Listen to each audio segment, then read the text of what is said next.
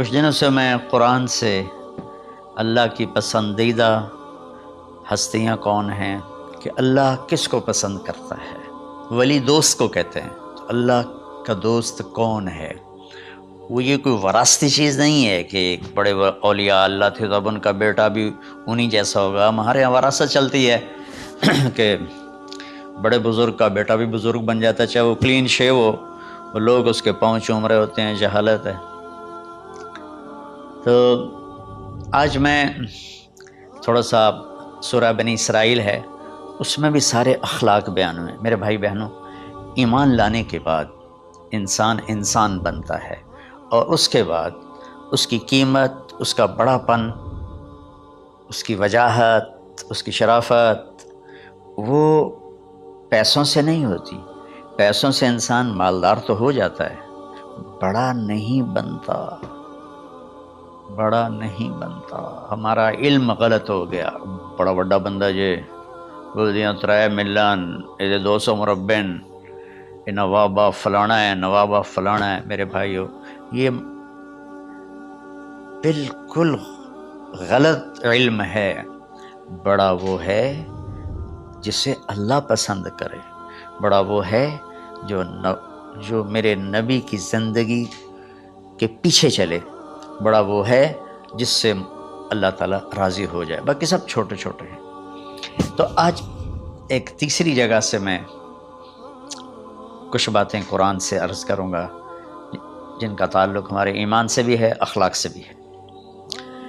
وہ ہے بسم اللہ الرحمن الرحیم، وقضى ربك الا تعبدوا الا اياه بالوالدين احسانا اما يبلغن عندك الكبر احدهما او كلاهما فلا تقل لهما اف ولا تنهرهما وقل لهما قولا كريما واخفض لهما جناح الذل من الرحمة وقل رب ارحمهما كما ربياني صغيرا۔ یہ بہت بڑا مضمون ہے۔ اللہ نے قرآن بھر دیا والدین کے خدمت کے لیے، والدین کی اطاعت کے لیے، والدین کی ماننے کے لیے۔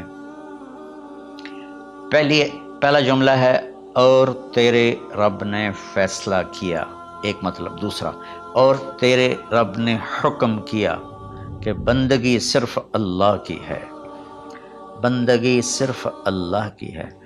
عبد اسے کہتے ہیں جو ہر بات پہ سر جھکا دے، عبد اسے کہتے ہیں جو ہر بات پہ بچھ جائے، اس کو عبد کہتے ہیں۔ تو اللہ کہہ رہا ہے میرے بندو، میرا ایک فیصلہ ہے اور میرا ایک حکم ہے، میرے سوا نہ تمہارا ہاتھ کسی کے آگے پھیلے، نہ تمہاری گردن کسی کے آگے جھکے۔ ایک دوسرے سے مدد لینا، اس کو ایک دوسرے کی تعاونوں میں آ جاتا، تعاونوا علی البر والتقوی، ایک دوسرے کا ساتھ دو، ایک دوسرے کی مدد کرو۔ میرے نبی قرضہ اٹھاتے تھے۔ میرے نبی جب انتقال ہوا تو آپ کی زرہ 9 وسق پر، وسق 5 من کا ہوتا ہے، تو وہ جو کے بدلے آپ نے زرہ رکھوائی تھی کہ جب میں تمہیں ادا کروں گا زرہ لے لوں گا، اور آپ کا انتقال ہو گیا، آپ زرہ اپنی واپس نہیں لے سکے۔ وہ چیزیں جن کا تعلق صرف اللہ کی ذات سے ہے اور کوئی نہیں کر سکتا، اس میں صرف اللہ کے آگے ہاتھ پھیلا، جیسے ہم کہتے ہیں مدد، نصرت۔ اللہ کہتا میں ہوں، الا ان نصر اللہ قریب، سنو میری مدد تمہارے قریب ہے۔ تو اللہ تعبدوا الا ایاہ، بس ایک چھوٹا سا جملہ اللہ نے یہاں کے، چونکہ یہاں اللہ نے والدین اور اخلاق بتانے تھے تو اپنے لیے صرف ایک جملہ بولا، باقی باتیں بھی اللہ کے لیے ہیں۔ لیکن اللہ نے میری بندگی، اس بندگی سے مراد 5 وقت کی نماز نہیں ہے، حج، روزہ، زکوٰۃ نہیں ہے اس کی مراد، یہ ساری باتیں داخل ہیں، اور اس کے ساتھ 24 گھنٹے کی زندگی اللہ کی مرضی پر گزارو، نفع آئے تو شکر ادا کرو، نقصان ہو تو صبر کرو، برداشت کرو، پھر بھی شکر ادا کرو۔ کہ میرا رب یہ کہہ رہا ہے کہ میں نے صرف اللہ سے تعلق جوڑنا ہے۔ اللہ کے نبی نے اپنے چچا زاد بھائی عبداللہ بن عباس سے فرمایا کہ یا غلام، اے نوجوان، اوصیک بکلمات فاحفظھا، میں تمہیں چند باتوں کی وصیت کرتا ہوں کیا؟ احفظ اللہ احفظ اللہ یحفظک اللہ یحفظک اللہ، اللہ کے اوامر کی حفاظت کر، اللہ تیری حفاظت کرے گا۔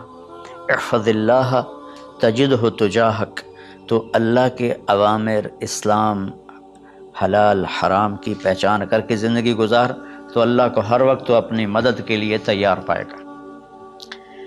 اور لمبی حدیث ہے، عشاء کی نماز کا وقت ہو رہا ہے، اس میں وہ جملہ جو اس میرے مضمون سے متعلق ہے، وَإِذَا سَأَلْتَ فَاسْأَلِ اللَّهِ، جب بھی مانگو اللہ سے مانگو، جب بھی مانگو اللہ سے مانگو، اللہ کے سوا کوئی دینے والا نہیں ہے، صرف اللہ ہے دینے کے لیے۔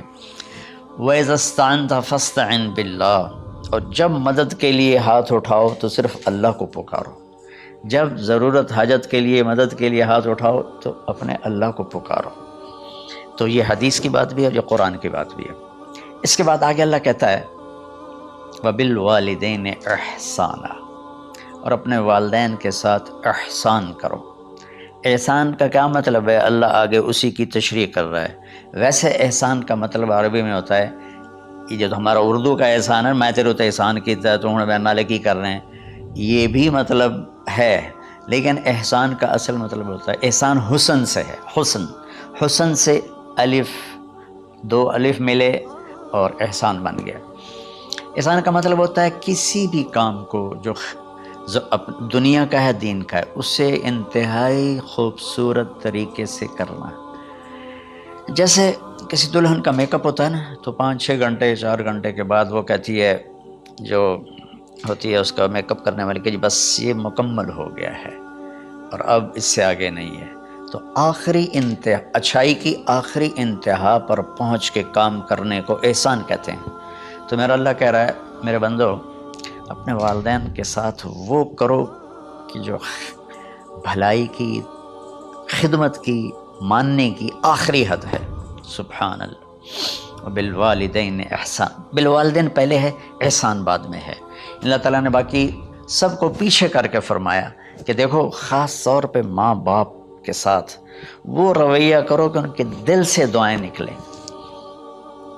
چند دن پہلے ایک والد یوں ہاتھ اٹھا کے کہہ رہا تھا اپنے بیٹے، اکلوتا بیٹا، میں منگنا اللہ کھولو، اللہ تینوں چاہ لگے۔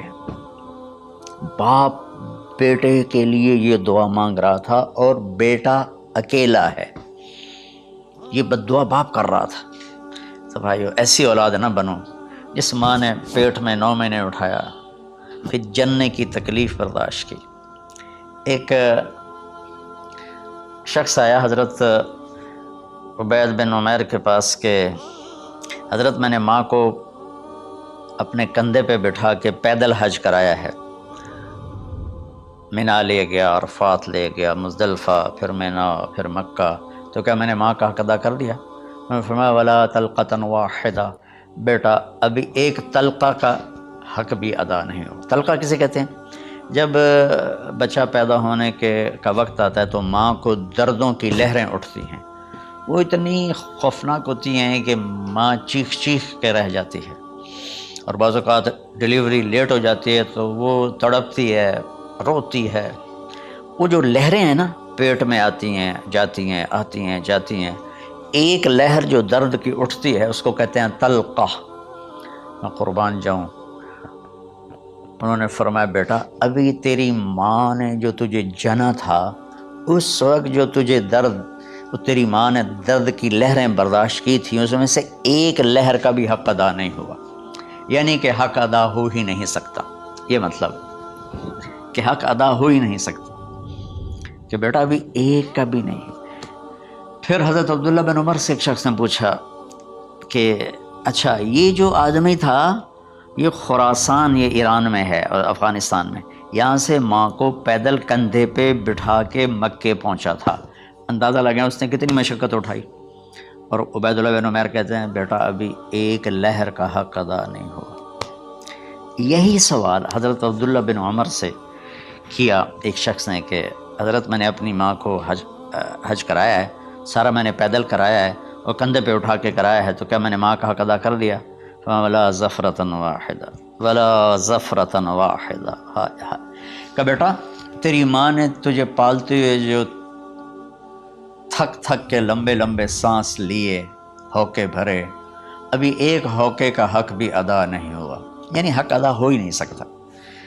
تو احسان کے آگے تشریح آ رہی ہے. تو آج میں صرف اتنی بات کروں گا کہ میرے بھائیو، میری بہنوں، میرے بچوں، میری بچیوں، اللہ کے واسطے ماں باپ کو دکھ نہ دینا، ورنہ اللہ بھی ناراض ہو جائے گا. چند دن پہلے ایک بچہ بچی میرے پاس آئے، دونوں میڈیکل اسٹوڈنٹ تھے. کہیں کہ ہم شادی کرنا چاہتے ہیں. تو بچی نے کہا جی میرے والدین ناراض ہیں، وہ نہیں، اس رشتے پر راضی نہیں ہیں. تو میرے باپ کہتے ہیں اگر تو نے یہاں رشتہ کیا تو تیری میری ایک درمیان ایک خط آئے، کھچ جائے گا خلیج، ہم اس پار نہیں آئیں گے تو اس پار نہیں آئے گی. میں نے کہا بیٹی، جس ماں نے تجھے 9 مہینے پیٹ میں پالا، 2 سال تجھے دودھ پلایا، تیری پوٹیاں پیشاب صاف کیا، تجھے پیمپر باندھے، تجھے اٹھ کے راتوں کو اپنی چھاتی سے دودھ پلایا، کیا اب اس کا اتنا بھی حق نہیں کہ تم اس کی رائے کا احترام کرو؟ اتنا بھی حق نہیں ہے؟ تو میں نے کہا بیٹا میری کوئی رائے نہیں ہے، تو اگر تیرے ماں باپ راضی ہیں تو بسم اللہ ضرور کر، اگر راضی نہیں ہیں تو دیکھو موت تک تجھے ماں باپ کی دعا نہیں ملے گی، اور ماں باپ کی دعا نہ ملی تو کچھ بھی نہیں ملے گا. تو بھائیو دوستو، خاص طور پر آج کے کالج کے نوجوان بچے بچیاں یہ ماں باپ کے ساتھ بہت بدتمیزی کرتے ہیں، چونکہ اس میں والدین کا پہلا قصور ہے کہ انہوں نے ان کو دین نہیں سکھایا. بچپن میں انگلش میڈیم اسکول، پھر او لیول، پھر اے لیول، تو انہیں کیا پتہ ماں کون ہے باپ کون ہے. ایک پرانی بات ہے، ایک شخص اپنے بیٹے کو لے کر آیا کہ یہ میرا بچہ ہے اور یہ فلاں جگہ شادی کرنا چاہتا ہے اور ہم میں سے کسی کی رائے نہیں ہے اور یہ مانتا نہیں ہے. اور اس کے ساتھ اس نے نا دھاڑے مار کے رونا شروع کیا. تو میں نے بچے کو دیکھا تو یوں کر کے بیٹھا تھا، اس کا باپ رو رہا ہے، ہچکیوں تو ایسے بیٹھا ہو. تو مجھے اچانک خیال آیا، میں نے کہا شیخ صاحب اس کو کہاں پڑھایا تھا؟ کہا جی امریکن اسکول. اس کے بعد آسٹریلیا بھیجا تھا مزید تعلیم کے لیے. ان کے شیخ صاحب اس بچے کا کوئی قصور نہیں، آپ کا قصور ہے. اس کو تو پتہ ہی نہیں میری ماں کیا ہے، میرا باپ کیا ہے. ایک ہماری تہذیب تھی وہ ختم ہو گئی ہے، اس میں علم نہیں بھی تھا تو ماں باپ کا. میں نے اپنی آنکھوں سے دیکھا، میں نے اپنے دادا کو دیکھا لیکن مجھے یاد نہیں، لیکن جو میرے دادا کے چھوٹے بھائی تھے ان کو میں سنبھلتا ہوں، ان کو میں نے دیکھا ہے. 3ری 4تھی جماعت تک میں تھا. 61 میں ان کا انتقال ہوا، میری 9 سال عمر تھی. تو 8 سال ان کے بیٹے جوان تھے، اور ڈیرے میں جب وہ بیٹھتے تھے تو ان کے بچے ان کے سامنے نہیں بیٹھتے تھے، ان کی پیٹھ کے پیچھے بیٹھتے تھے. اتنا ادب تھا، حالانکہ چاروں کے چاروں دین نہیں جانتے تھے. تہذیب تھی، ثقافت تھی، جو آج کی تہذیب نے ہم سے سب کچھ چھین لیا. اب بھی آپ جاؤ بیٹا تھر پار کر میں گیا ہوں 2-3 دفعہ، اور وہاں مسلمان نہیں ہندو عورتیں جب گاڑی گزرتی ہے تو گھونگھٹ کو نیچے کر لیتی ہیں، اپنا چہرے کو فوراً چھپا لیتی ہیں. تو خیر بہرحال میں نے کہا شیخ صاحب اس بچے کا قصور نہیں، آپ کا قصور ہے. تو میرے بچوں اپنے ماں باپ کو خوش کرو، راضی کرو. ان کا راضی ہونا اللہ کی رضا ہے. میں اس کی تفصیل انشاءاللہ آگے بتاؤں گا. آج میں صرف اتنا ہی میں نے تمہید باندھی ہے کہ ماں باپ کا کیا مقام ہے، ان کی کیا عزت ہے. ایک شخص آیا، یا رسول اللہ میرا باپ میرے پوچھے بغیر میرا مال خرچ کر لیتا ہے. آپ نے کہا بلاؤ. چونکہ بچے کا ذاتی مال اگر ہو تو شرع کے لحاظ سے باپ پوچھ کے استعمال کرے، بغیر پوچھے استعمال نہ کرے. جب اسے پتہ چلا کہ میرے بیٹے نے شکایت کی ہے تو عرب کی شاعری تو مشہور تھی، انہیں دل میں کچھ اشعار پڑھے.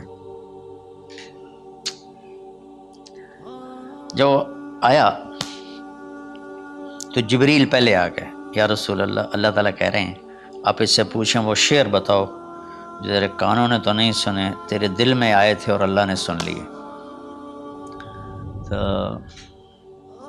اللہ کے نبی نے فرمایا بھائی تیرا انشاءاللہ کیس سنتے ہیں، لیکن پہلے وہ شعر سناؤ جو تم نے تو نہیں کہے زبان سے پر اللہ نے سن لیے ہیں۔ تو آپ نے اس سے ارشاد فرمایا کہ تمہاری بات ہم سنتے ہیں باپ بیٹے کی، لیکن پہلے وہ شعر سناؤ جو تیری زبان سے ادا نہیں ہوئے، تیرے کانوں نے نہیں سنے، تیرے دل کی گونج تھی اور تیرے دل کی آہ اور فریاد تھی جو دل ہی میں گھٹ کے رہ گئی، اسے اللہ نے سنا ہے۔ وہ کہتا ہے سناؤ۔ کہنے لگا یا رسول اللہ، آپ کا رب ہر وقت ہمارے ایمان کو آپ پر زیادہ سے زیادہ بڑھاتا رہتا ہے، اس ذات کی قسم جس کے قبضے میں میری جان ہے۔ یہ چند میرے دکھ بھرے خیالات الفاظ کی شکل میں ڈھلے، لیکن میری بزم تصور میں ہی رہے اور وہیں دفن ہو گئے، باہر نہیں نکلے، میری زبان سے ادا نہیں ہوئے، میرے کانوں نے نہیں سنا، آپ کے رب نے سن لیا۔ اب میں نے کہا اچھا بتاؤ تم نے کہا کیا تھا؟ تو انہوں نے کہا جی میں نے بچے کی جب سنی شکایت میری کی ہے تو میں نے کہا تھا غضوتک مولودا وعلتک یافعا تعل بما اجنی علیک وتنہل واذا ضاقتک بالسقم لیلۃ لم ابت لسقمک الا ساہرا اتململ کأنی انا المتروک دونک بالذی ترکت به دونی وعینی تحملہ تخاف الرضا نفسی علیک وانہا لتعلم ان الموت وقت مؤجل فلما بلغت السن والغایة التي الیہ مدى ما فیک كنت اؤمل جعلت جزائی غلظة وفظاظة كأنك انت المنعم المتفضل فلیتک ان لم ترع حق ابوتی فعلت كما الجار المجاور يفعل فأولیتنی حق الجوار لم تکن علی بمال دون مالک تبخل۔ میں ابھی ترجمہ کرتا ہوں۔ اس کا میرے نبی پر کیا اثر ہوا کہ آپ کے ٹپ ٹپ آنسو گر رہے تھے اور آپ کی داڑھی آپ کے آنسوں سے تر ہو رہی تھی۔ یہ اتنا فصیح کلام ہے کہ عربوں کو بھی پسینہ آ جائے گا ترجمہ کرنے کے لیے، تو میں تو عربی نہیں ہوں، لیکن یہ فخر تو حاصل ہے، بھلے ہیں یا برے ہیں دو چار قدم ہم بھی تیرے ساتھ چلے ہیں۔ کچھ عرصہ اہل علم کی محفلوں میں بیٹھے، کچھ زبان کی شناسائی ہوئی، تو میں اپنی کم مائگی کے ساتھ اس کا ترجمہ کروں گا۔ وہ کہتا ہے غزوتک مولودا وعلتک یافعا تعل بما اجنی علیک وتنہل۔ میرے بیٹے جس دن تو پیدا ہوا ہم نے اپنے لیے جینا چھوڑ دیا، ہوئے ہوئے ہوئے ہوئے، ہم تیرے لیے جیے۔ تیری ماں تجھے دودھ پلاتی تھی، میں تیرے لیے روٹی کے نوالے لاتا تھا، میری ساری کمائی پہلی اور آخری سب تیرے اوپر لگتی تھی۔ تجھے خوش دیکھتے تھے تو خوش ہوتے تھے، تجھے روتا دیکھتے تھے تو ہم روتے تھے۔ وَإِذَا ضَاقَتْكَ بِالسُّقْمِ لَيْلَةً لَمْ أَدْلِ سُقْمَكَ إِلَّا سَاهِرًا أَتَمَلْمَلُ۔ جب تو کبھی بیمار ہو جاتا تھا تو تیرے سرانے بیٹھ کر ہم ساری رات روتے تھے اور دعائیں کرتے تھے، یا اللہ ہمارے بچے کو بچا لے، ہمارے بچے کو صحت دے دے۔ اس تڑپ میں ساری ساری رات میں جاگتا تھا، تیرے لیے میں نے اپنا سب کچھ لگا دیا، اپنے لیے جینا چھوڑ دیا، اپنی خواہشات کو دبایا، تیری ہر خواہش کو پورا کیا، تجھے مسکرانے کے لیے، تجھے ہنسانے کے لیے میں دھکے دھوڑے کھاتا رہا، کبھی گرمی لو کی جھلسا دینے والی ریت اور کبھی سردی کے سرد ہوا کے تھپیڑے، لیکن میں ان دونوں سے گزرتا ہوا تجھے پالنے کی خاطر اپنے آپ کو کھپاتا رہا۔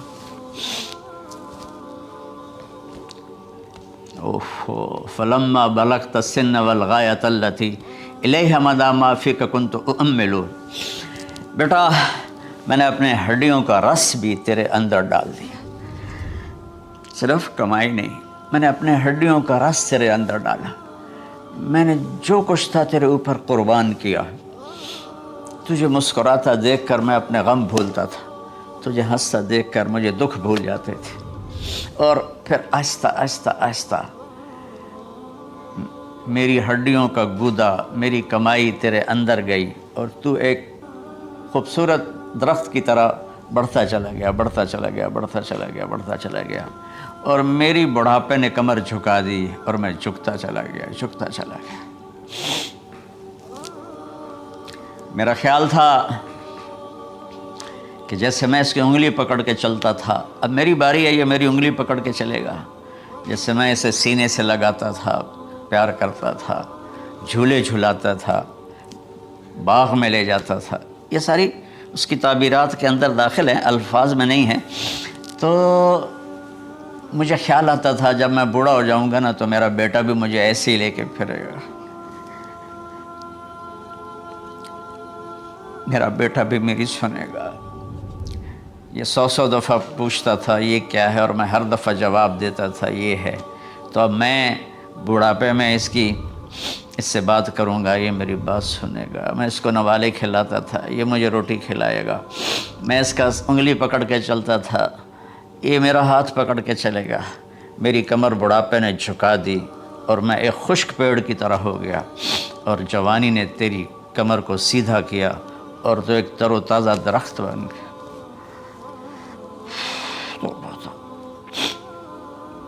تو مجھے خیال آیا کہ میں نے 20 سال اس بچے کو پالا ہے، ابھی اپنی ماں اور باپ کو دیکھے گا، لیکن ایک دم اچانک کیا ہوا؟ فلما بلغت السن والغایۃ التي الیہا مدی ما فیک کنت اؤمل، جب تو اس عمر کو پہنچا جس میں ہماری امیدیں تیرے ساتھ لگ گئیں، ہمیں بڑھاپے نے بے آسرا کر دیا اور تیری جوانی نے تجھے ہمت دے دی، تب ہمارا خیال آیا کہ اب یہ ہمارے ساتھ وہی کرے گا جو ہم نے اس کے ساتھ کیا۔ لیکن کیا ہوا؟ جعلت جزائی غلظۃ وفظاظۃ کأنک انت المنعم المتفضل، تو اتنا بدتمیز ہوا، تیری زبان چھری بن گئی، تیرا رویہ زہر بن گیا، اور میری ساری زندگی کی محنت کا بدلہ تو نے مجھے نافرمانی سے دیا، بد اخلاقی سے دیا، بدتمیزی سے دیا۔ میں حیرت بھری نظروں سے تجھے دیکھتا رہا، اور میں اپنی پچھلی 20 سالہ زندگی کو جھٹلاتا رہا کہ میرے خیال میں اس کا نوکر ہوں اور یہ میرا مالک ہے، میں اس کا باپ نہیں، میں اس کا نوکر ہوں، کیونکہ ماں باپ کے ساتھ ایسا کوئی نہیں کرتا ہے، یہ میرا مالک ہے اور میں اس کا نوکر ہوں، اس لیے مجھے ڈانٹ رہا ہے۔ کتنے بچوں کو میں نے یہ کہتے سنا اپنے باپ کو، تو میرے واسطے آج تک کیتا کی، تو میرے واسطے آج تک بنایا کی، اور جو آپ بے بسی کی تصویر بنا ہوتا تھا وہ شکلیں بھی میرے سامنے ہیں۔ ہمارا دیہاتی ماحول زمین دارہ ماحول ہے، لیکن اب تو شہروں میں بھی یہی حال ہے، جس نے وہ لیول اے لیول کیا ہے اسے کیا پتہ ماں کسے کہتے ہیں، باپ کسے کہتے ہیں۔ تو میں نے اپنی آنکھوں سے باپ کی بے بسی اور بیٹے کا غرانہ ایک دفعہ نہیں کتنی دفعہ دیکھا۔ تو میرے واسطے آج تک ہی کیتا ہے، تو میرے واسطے آج تک ہی بنایا ہے۔ وہ کہتا اچھا میرا بچہ جداں جوان ہو سو آپ سمجھ جسو۔ جبریل انسانی شکل میں آئے کہ یا رسول اللہ کچھ سوال کیے، قیامت کب آئے گی؟ کہ اللہ کو پتہ ہے۔ کہ کوئی نشانی؟ فرمایا جب دیکھو کہ بیٹیاں بھی ماؤں کو نوکر کی طرح دھتکار رہے ہوں تو سمجھنا قیامت آنے والی ہے۔ کچھ عرصہ پہلے ایک بچی اور ماں، تو ماں کچھ بات کر رہی تھی اور بیٹی کہہ رہی تھی بھوک نہیں، بھوک نہیں، اور اس کی ماں کے خون سے بھرے ہوئے آنسو بہہ رہے تھے اور اس کی ہچکیاں لگ رہی تھی کہ یہ وہ ہے جس کو میں نے اپنے پیٹ سے جنا اور اپنی چھاتی کا دودھ پلاتے پلاتے پلاتے میں نے کتنی تکلیفیں برداشت کی، اور آج کر یہ بھوک نہیں۔ تو کمال کے اشعار میں سوچ رہا ہوں جب میرا یہ حال ہے 1400 سال بعد کہ میرے آنسو نہیں رک رہے، تو اللہ کے نبی تو زار و قطار روئے تھے، داڑھی آنسوں سے تر ہو گئی تھی۔ کہا بیٹا جب تو نے میری ساری زندگی کی محنتوں کا بدلہ بدتمیزی سے دیا، گالی گلوچ سے دیا، دھکے دھکے دے کر باپ کو گھر سے نکال دیتے ہیں۔ تو بیٹا میں یہ سمجھا کہ تو نے ایک خواب دیکھا تھا، تو نے ایک خواب دیکھا تھا کہ تو باپ ہے اور یہ بیٹا ہے۔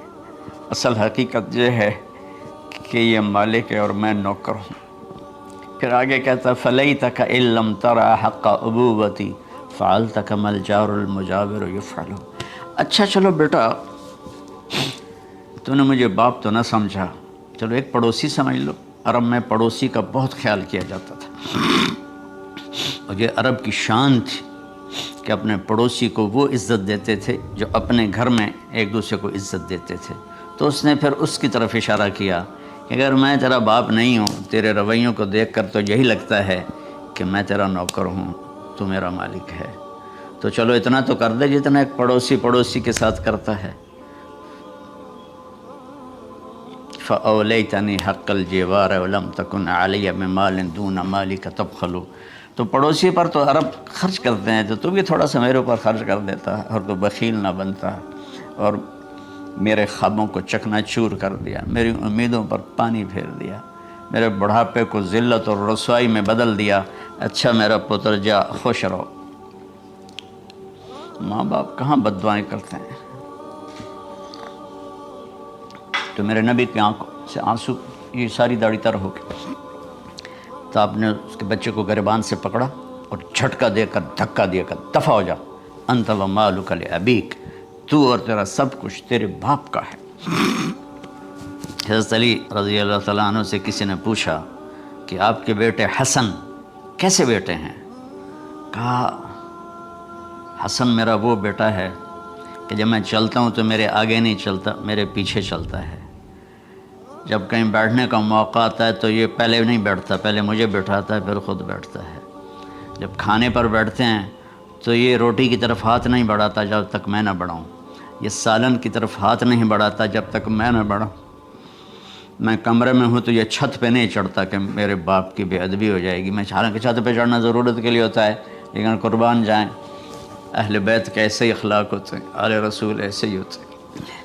میرے عزیزوں نوجوانوں سے کہہ رہا ہوں جن کے والدین زندہ ہیں، ہم تو محروم ہو گئے، وہ قبروں میں چلے گئے، لیکن میں اتنا مصروف رہتا ہوں۔ اب یہ کرونا کی وجہ سے گھر میں بیٹھے ہوئے ہیں، یعنی میری زندگی ایسے پہیے کی طرح گھومی ہے، اور پھر دل کی تکلیف، پھر اس کے ساتھ سر کا درد شدید۔